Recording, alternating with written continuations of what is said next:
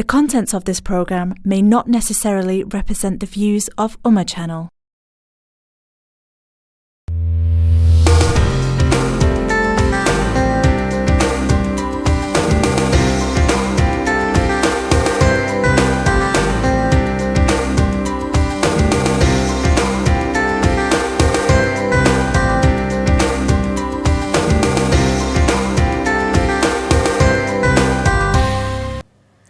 अस्सलामु अलैकुम वरहमतुल्लाहि ताला वबरकातुहु व मग़फ़िरतुहु।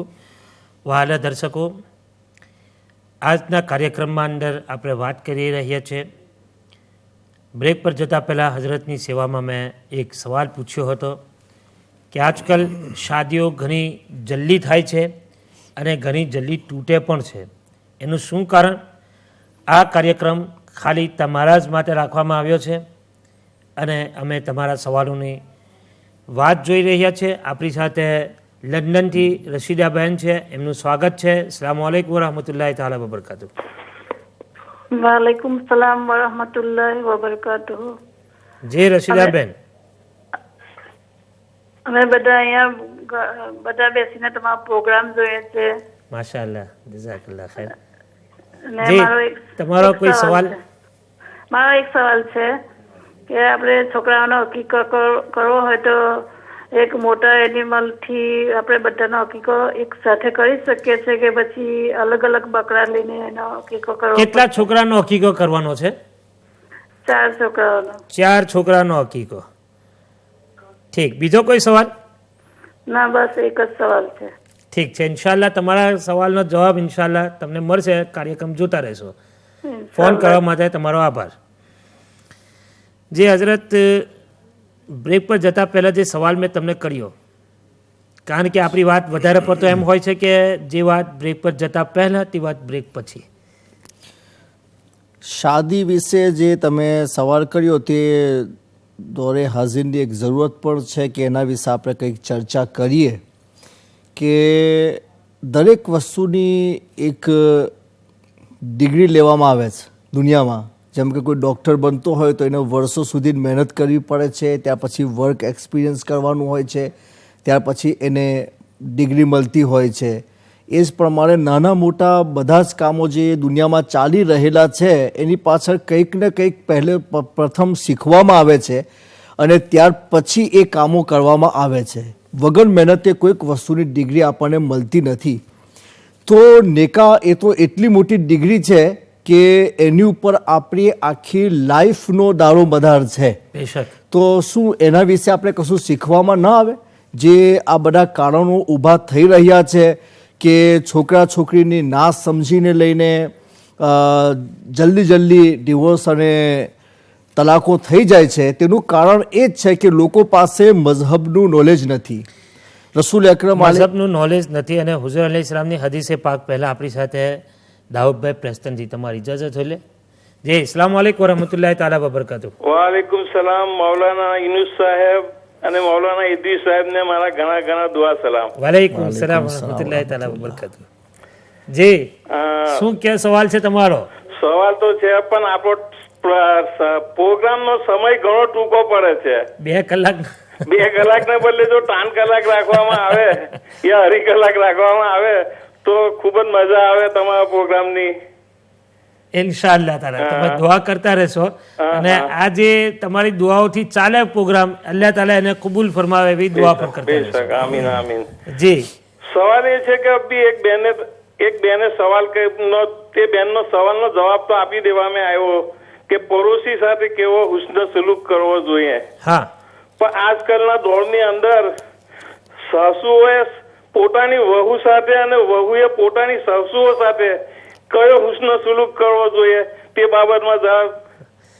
સાસુને વહુની સાથે હા અને વહુને સાસુની સાથે કેવો સુલુક કરવો જોઈએ, ઘણો સુંદર સવાલ તમારો. હા, તો એના વિશે જરા બહેનોને સંભળાવશો. ઇન્શાઅલ્લાહ. હવે આજે સવાલનો જવાબ હઝરત આપી રહેલા છે, એને પણ સાંભળતા રહેશો ઇન્શાઅલ્લાહ જરૂર. બીજો કોઈ સવાલ છે એ સિવાયનો? શુક્રિયા ફોન કરવા બદલ. દાઉદભાઈ ઘણો સારો સવાલ પૂછ્યો છે. હા, તો આ તો આખી લાઈફનો સવાલ છે કે આપણે શાદી કરીએ છીએ તો આખી લાઈફનો સવાલ છે. એવું તો ઇન્ટેન્શન રાખીને આપણે શાદી નથી કરતા નહીં કે ચલો શાદી કરીને થોડા દિવસ રહીને પછી આપણે તોડી નાખીશું. જે પણ શાદી કરતો હશે તે એ જ નિયતે શાદી કરતો હશે કે ભાઈ મારે આની સાથે આખી લાઈફ ગુજારવાની છે. હવે જેની સાથે આખી લાઈફ ગુજારવાની છે અને તે લાઈફ ગુજારવા વિશે આપણે કોઈ પણ જાતની માલુમાત હાસિલ ના કરીએ અને પછી શાદી કરીએ તો જાહેરથી વાત છે આપણે તે વસ્તુમાં જાહિલ હોય એટલે આપણે કે પ્રમાણે ડિસિઝન લેવું જોઈએ. એ લડાઈ ઝઘડા થાય તો આપણે કે પ્રમાણે ફેસલો કરવો જોઈએ. રસૂલ અકરમ અલૈહિ સલાતુ તસ્લીમની સીરત એ વિશે શું છે એ પ્રમાણેની કોઈ તાલીમ લેવામાં આવતી નથી. મદ્રસાઓમાં કિતાબો પઢાવવામાં આવે છે તો તેમાં નમાઝ, રોઝા, વઝુ, ગુસલ જે માણસની પોતાની ઓન જરૂરત છે મઝહબી તેના વિશે જ અંદર ચર્ચા હોય છે. પણ આવા જે બધા અખલાકી મસાઇલ છે કે જેનાથી આપણે આપણા માહોલને સુધારી શકીએ છીએ તેની વિશે zikr ઘણો ઓછો આવે છે. એટલા માટે એવી કિતાબોની જરૂરત છે કે જેનાથી આપણે લોકોને અખલાકો આદાબ શીખવાડી શકીએ. અને આજે ઉર્દુમાં, ગુજરાતીમાં, ઇંગ્લિશમાં ઘણી બધી એવી કિતાબો મળે છે જેનાથી આપણે આપણા સંસારને વ્યવસ્થિત બનાવી શકીએ છીએ. પણ લોકો એ તકલીફ વેઠવા તૈયાર નથી કે આપણે થોડું એને પઢીને પછી આપણી લાઈફને આપણે વ્યવસ્થિત બનાવવાની ટ્રાય કરીએ. તો લોકોને મારી વિનંતી છે કે શાદી કરતાં પહેલાં શાદી વિશેની ભરપૂર માલુમાત હાસિલ કરવી જોઈએ, એ વિશે કિતાબો પઢવી જોઈએ અને પછી આ વસ્તુમાં આગળ કદમ વધારવો જોઈએ. કારણ કે રસૂલે પાક સસોનું ફરમાન છે કે શાદીમાં દરેકના બીજાની ઉપર હક છે અને જો તમે હક અદા ના કરી શકો એવું તમને યકીન હોય તો તમને ઇસ્લામ શાદી કરવાનું પરમિશન આપતું નથી. પરંતુ હજરત અહીંયા આપણે એક બ્રિટનના માહોલ પ્રમાણે વાત કરીએ કે ઘણી બધી છોકરીઓ પોતાની ફ્રેન્ડોની સાથે, જેને આપણે સહીઓ કે ફ્રેન્ડોની સાથે રહીને કંઈક એવી વાતો બનાવીને ભલે કે પોતાના હસબન્ડની સાથે સુલુક કરે તો તેના હસબન્ડને, તેના પતિને ગુસ્સો આવે અને તેનાથી તૂટી જાય છે. ઘણી ઓરતોના અંદર ચિરચિરાહટ પણ હોય છે. તે પોતાનો માણસ એટલે કે તેનો હસબન્ડ તે વસ્તુને બરદાસ્ત કરી શકતો નથી. ઘણા વખતે એવું બને છે કે અમુક છોકરીઓની શાદી થયા પછી મા બાપના ઘરમાં રહેવાની વધારે આદત હોય છે અને તે એના હસબન્ડને એ વસ્તુ ગમતી નથી. તો આ બધી કારણોના લીધે પણ અમુક વખતે તૂટી જાય છે. તો એ બધું શું, તેના વિશે થોડીક કંઈ માહિતી? જો મર્દને અલ્લાહ તાલાએ શાદી વિશે જે zikr કરેલો છે તો રિજાલો કવ્વામૂન અલા નિસા, કે મર્દ એ હાકિમ છે ઓરતોના, એટલે કે લીડરશીપ અલ્લાહ તાલા તરફથી મર્દને આપવામાં આવેલી છે.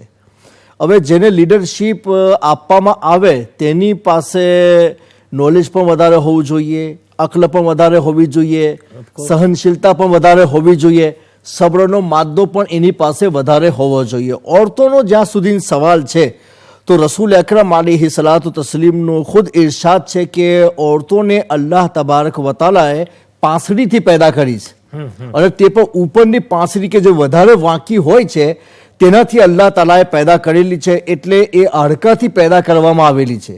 એટલે એમના નેચરની અંદર શક્તિ અને એ બધી વસ્તુઓ હોય જ છે.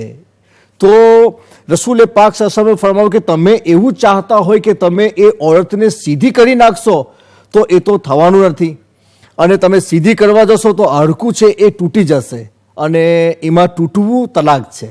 એટલે બેસ્ટ એ છે કે મર્દે નસીહત હાસિલ કરવી જોઈએ, મર્દે સહનશીલ બનવું જોઈએ, સબ્ર પેદા કરવી જોઈએ અને ઓરતો તરફથી કોઈ એવી વાતો સંભળાવવામાં આવે જે સાંભળી ના શકતા હોય તો પણ સબરની સાથે એને સાંભળવાની કોશિશ કરવી જોઈએ.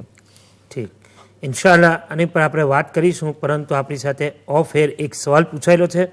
કોઈ સ્ત્રીને ગુસ્સો આવતો હોય, કોઈ ફિમેલને ગુસ્સો આવતો હોય અને વાત પર ગુસ્સે થતી હોય તો તેના વિશે શરીયતી મુતાહરાનો શું હુકમ છે? પરંતુ આપણી સાથે તે પહેલાં ફોન પર મોજૂદ છે જનાબ ગુલામભાઈ.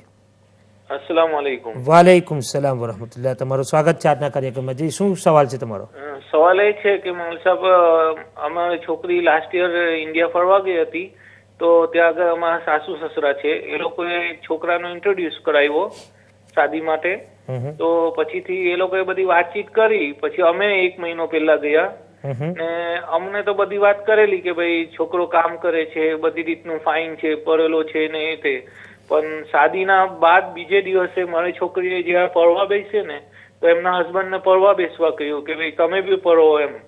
તો પછી સુપારો લઈને બેસી તો ગયા પણ એ લોકો પડી નહીં શક્યા એમ. તો પછી મારી છોકરીએ 2-4 સવાલ પૂછ્યા ને કે ભાઈ તમે આ પડો તો એવું પડી નહીં શક્યા એમ કે આ શું કહે છે. તો પછી ખબર પડી કે એમને તો પડતા આવતું જ નથી એમ, અલીફ બે પણ નથી પડતા આવતું એમ. બીજું એ કે એ બધું બતલાવેલું કે એ કામ કરે છે ને તો એ કામ પણ નથી કરતો હોતો ને એને કોઈ જાતના છોકરીના હકુક અદા કર્યા જ નથી આજ સુધી ને. શાદી થઈ ગઈ છે? હા, શાદી થઈ ગઈ છે. હા, શાદી થઈ ગઈ પછી ખબર પડી બધી. અચ્છા, શાદી થયા પછી ખબર પડી કે ભાઈ એના હસબન્ડ તો કોરક છે. હા હા, તો શું કહેવા માંગશો? હવે એ છોકરો તો ઇન્ડિયામાં છે, મારી છોકરી તો પછી અહીંયા આવી રહી. નિકાહ થઈ ગયા, શાદી થઈ ગઈ, છોકરી અહીંયા આવી, હજુ છોકરાને તમે એપ્લાય નથી કર્યો? નહીં, અમે એપ્લાય કરેલું પણ એનું પછી હજુ અપીલમાં ગયેલું છે. અચ્છા. પણ એમાં શું છે કે અપીલમાં ગયું ને તો એમને ગમ્યું નહીં, તો એને છોકરીને તો અમે મૂકી આવેલા ને તો પછી એ લોકોએ એમના ઉપર હદ ચાલાકી કરી પાડી એમ. અચ્છા. ને પછી અમે છોકરીને અહીંયા બોલાવી લીધી છે.